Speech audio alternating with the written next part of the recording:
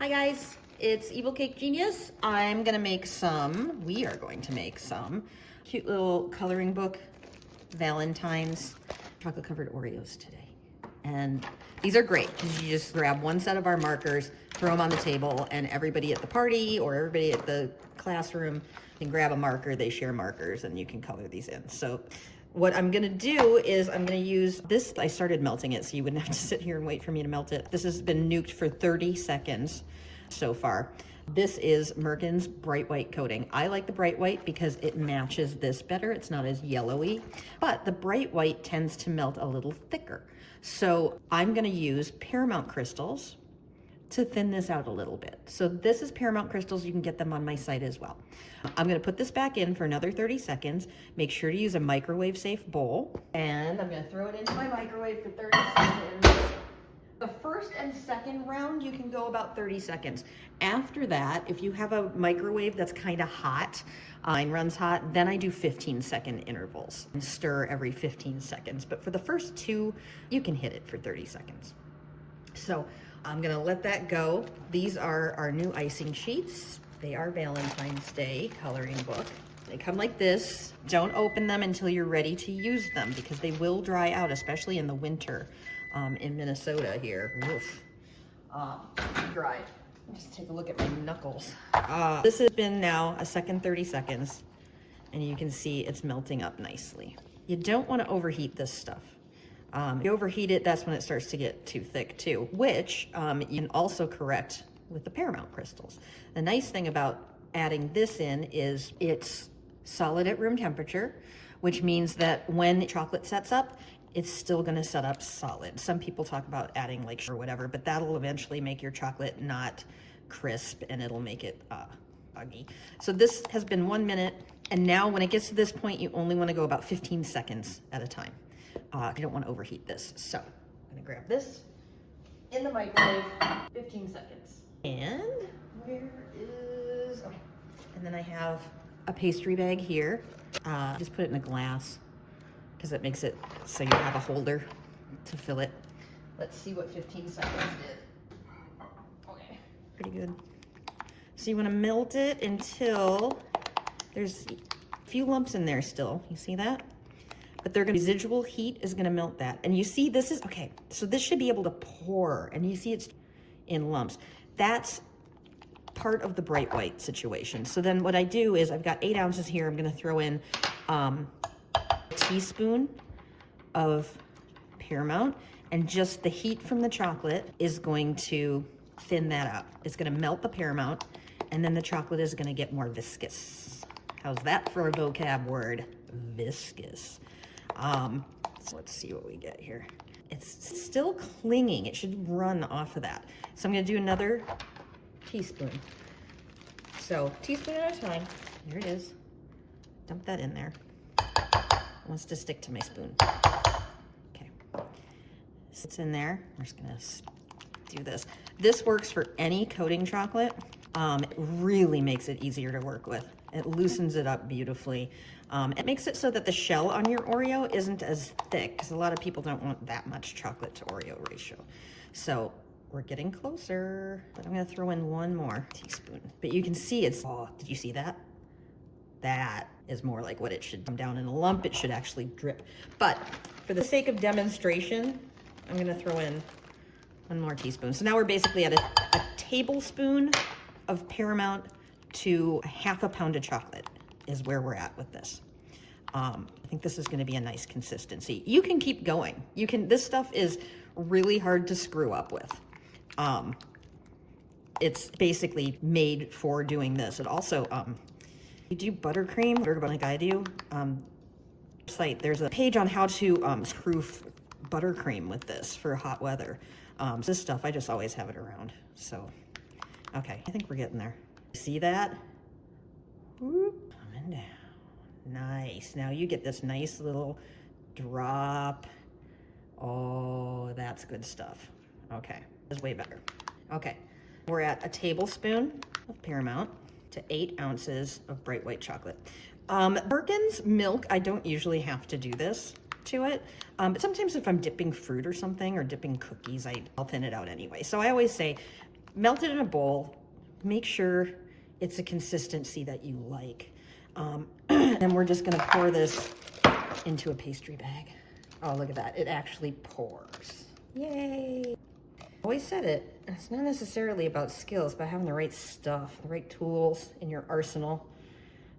Make this stuff. It's really not that bad. You just need somebody that's screwed it up as many times as I have. Has figured out how to fix it. So this is 8 ounces in my pastry bag. Set this here, and I'm going to take these. People ask too if there's something else you have to take because it's so shiny. Nope, the sugar just gets that shiny when it's being molded onto a shiny surface. So this is the sheet. It's like a thick candy disc. Wafer paper is thicker, but this tastes better in my opinion. So we're gonna do one of all of these. And we just pop these in, get them down into the bottom. Make sure we've done one of each. I have a corgi, I have a kitty, I have birds. I need an envelope. Okay, I think I've got them all. Balloons? Balloons, okay. Grab the scissors out of here, snip this, get this away. Make sure that you don't frost that into a cookie for somebody. And you just put about a little squeeze in each of them. So this just gets us going, and we'll give it a little tap, and then we put the cookie in and push the cookie down. Just a little. Don't push it too much or you're gonna see like the pattern. I've had this happen before where you see this little raised pattern of the Oreo just barely, and you think that ink or something on it. It's not. It's being Oreo through that.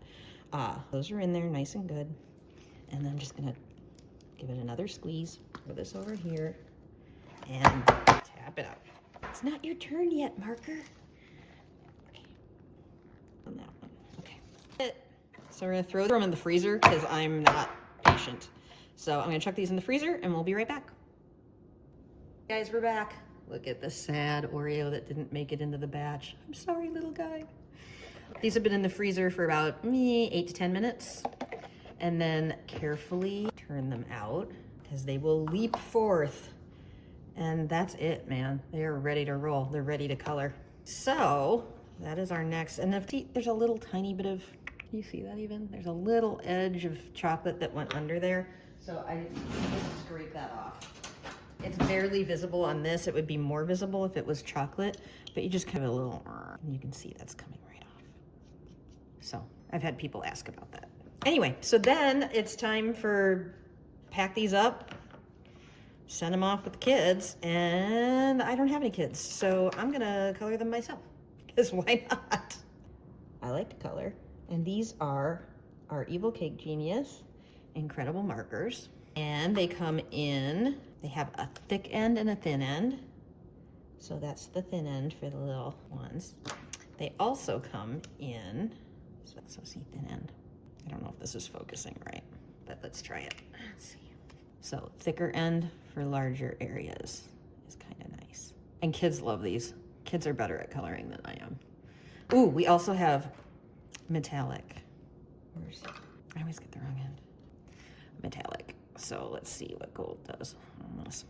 The metallics are opaque, so be careful around the edges. They'll cover up anything that you go over, which is kind of fun too. You can use that to your advantage. But, so here we go. And now, see, the gold is actually sparkly, which is kind of fun. Anyway, so this is fun. This is entertaining. We'll do some bluebirds. Let's do this guy in blue. And you can scribble right over it, so you don't have to worry about kids smearing it. They do just fine with this. I don't want it to be patriotic. How are we gonna do that? Oh, pink. We're gonna do pink. Let's see, let's give him a silver wing. See how that, can you catch that? Can you pick that up? That's so shiny. Cool. We'll do some too big. Let me just fill in our little hearts. This will definitely keep the kids at bay for a while. How about some feetses? Let's make this guy orange. I think I need the bigger tip. Tap your markers, guys. So it's nice to have the full set. That's kind of what I like to do. Ooh, let's give them some metallic grass to sit on. I love the metallic green. That's one of my favorites. Super cute. Anyway, that's what we got, kids. That is all we has for today. Should we do an orange corgi? I always do the wrong side with the bigger tip. Ooh, copper would have been cool for the corgi too. Oh well, we're gonna do an orange. Don't forget forget the corgi butt. Don't forget the bread loaf butt. That's one of my faves. So you don't have to be super detailed either. But what's funny is when every once in a while I have the neighbor kids over and they do this, and man, they take this super seriously. It is a big deal. Let's do a silver tag. Cute. Should we do purple? Do a little bit of purple and a bit of Evil Cake Genius, expert colorer. You can play. You can do anything you want. There are no rules in coloring. Cute. Very happy corgi. Anywho, enjoy. Super easy.